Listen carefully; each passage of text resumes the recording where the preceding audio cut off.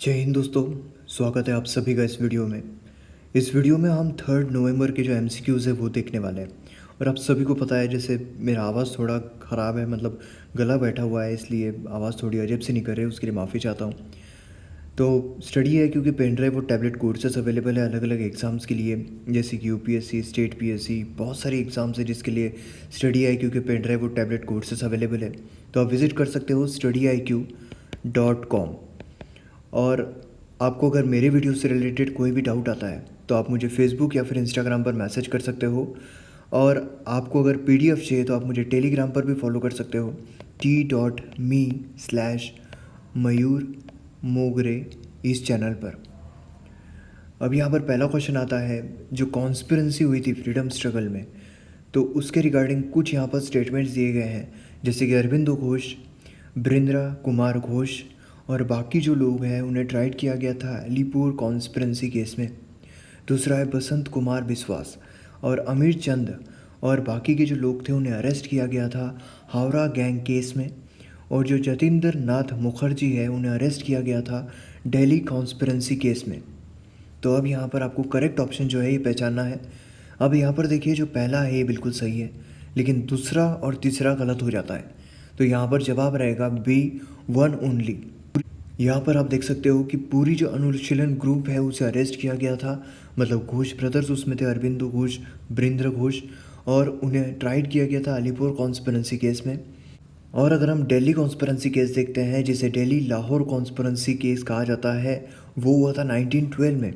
अब यहाँ पर क्या हुआ था, जो वॉइसरॉय थे भारत के, उसे असैसिनेट करने का प्लान किया गया था, मतलब जो लॉर्ड हार्डिंग थे उन्हें। और ये कब किया गया था, जब कैपिटल जो है ये ट्रांसफ़र की जा रही थी कोलकाता से न्यू दिल्ली की तरफ।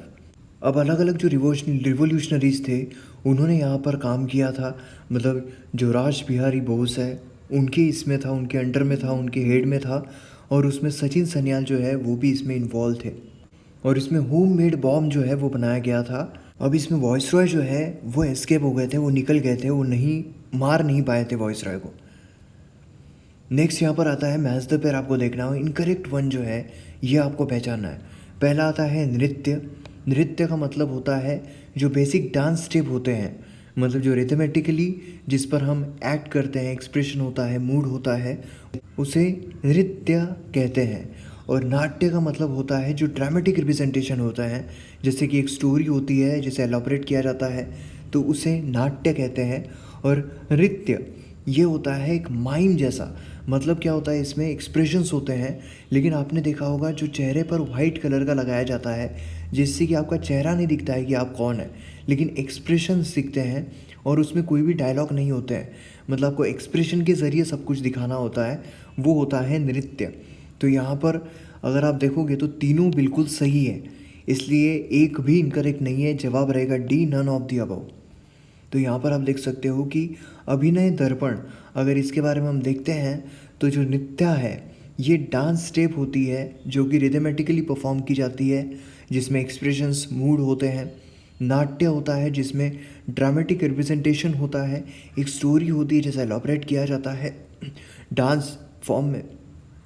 नृत्य होता है जिसे माहिम टाइप में एक एक्सप्लेन किया जाता है, मतलब आपके चेहरे पर वाइट कलर का लगाया जाएगा और आपके एक्सप्रेशन देखे जाएंगे। नेक्स्ट यहाँ पर आता है क्रेडिट एनहांसमेंट के बारे में कुछ स्टेटमेंट्स दिए गए हैं। अब ये इम्प्रूव करता है क्रेडिट रेटिंग को कॉरपोरेट बॉन्ड्स के। लो क्रेडिट रेटिंग यह अनेबल करता है कंपनी को ताकि लो इंटरेस्ट रेट जो है ऑफर करे फिक्स डिपॉजिट पर, डिवेंचर्स पर और बाकी के डेब्ट सिक्योरिटीज़ पर। आरबीआई ने अलाउ किया है बैंक को ताकि क्रेडिट एनहांसमेंट कर सकते हैं 20% तक जो टोटल बॉन्ड इशू किए गए हैं उस पर। तो यहाँ पर पहला है बिल्कुल सही है। अगर हम दूसरा देखते हैं तो ये गलत हो जाता है, और अगर तीसरा देखते हैं तो ये भी बिल्कुल सही है। जवाब रहेगा बी, 1 और 3। तो यहाँ पर आप देख सकते हो क्रेडिट एनहांसमेंट क्या होता है। तो यहाँ पर क्या होता है, जो क्रेडिट रेटिंग होती है किसी भी कॉरपोरेट बॉन्ड की, एक कॉरपोरेट बॉन्ड क्या होता है, ये एक बॉन्ड है फॉर एग्जांपल। अब यहाँ पर ये रिलायंस का बॉन्ड है और मैंने यहाँ पर ये जो बॉन्ड है ये ख़रीद लिया है। अब ये बॉन्ड मैं 100 रुपये में ख़रीद रहा हूँ, और इसे जब मैं बेचूँगा, मतलब जब मैं वापस करूँगा, तब मुझे 110 रुपये मिलेंगे। तो इस तरीके से बॉन्ड होता है। एकदम लेमन वैगन में आपको समझा रहा हूँ, लिटरली मत लीजिएगा। इस तरीके का जो बॉन्ड होता है, इसकी क्रेडिट रेटिंग जब बढ़ाई जाती है, मतलब क्या है कि मुझे पता है कि अगर ये कंपनी अच्छा परफॉर्म कर सकती है तो मैं 100 रुपये का ख़रीद लूँगा। हो सकता है कि मैं 300 रुपये का भी ख़रीद लूँ, लेकिन अगर मुझे लगता है कि ये कंपनी अच्छा परफॉर्म नहीं कर सकती है तो हो सकता है कि मैं नहीं खरीदूँ। फिर कंपनी को मुझे 300 रुपये नहीं, मुझे 50 रुपये में देना पड़ेगा और बोलेंगे कि 50 रुपये में हम तुमको 110 रुपये देते हैं। मतलब यहाँ पर क्या होगा, कंपनी जो है उसका अगर क्रेडिट रेटिंग ख़राब है, अगर लोगों को लगता है कि अच्छा परफॉर्म नहीं कर पाएगी, तो बॉन्ड के जो रेट्स हैं, इंटरेस्ट रेट वो ज़्यादा रखने पड़ेंगे। लेकिन अगर वही अच्छी कंपनी है कोई, तो उससे कम भी रख सकती है, मतलब 100 रुपये में ख़रीदेंगे, 110 रुपये देंगे। जैसे कि हम देख सकते हैं कि जो अच्छी बैंक्स होती है, जो बड़ी स्टैब्लिश बैंक होती है, वो इंटरेस्ट रेट जो होती है FD RD पर वो कम देती है एज़ कम्पेयर टू जो अनस्टैब्लिश्ड बैंक होते हैं उनके कंपैरिजन। तो उसी तरीके का यहाँ पर भी होता है, जो रेटिंग होती है वो BBB के जगह पर अगर हम एनहांस कर देते हैं तो यहाँ पर काफ़ी ज़्यादा सोर्सेज से एश्योरेंस मिल सकता है, गारंटी मिल सकती है। और RBI ने अभी अलाउ किया है कि 20% तक जो क्रेडिट एनहांसमेंट है वो किया जा सकता है। नेक्स्ट यहाँ पर आता है सौर्य जल निधि स्कीम के बारे में।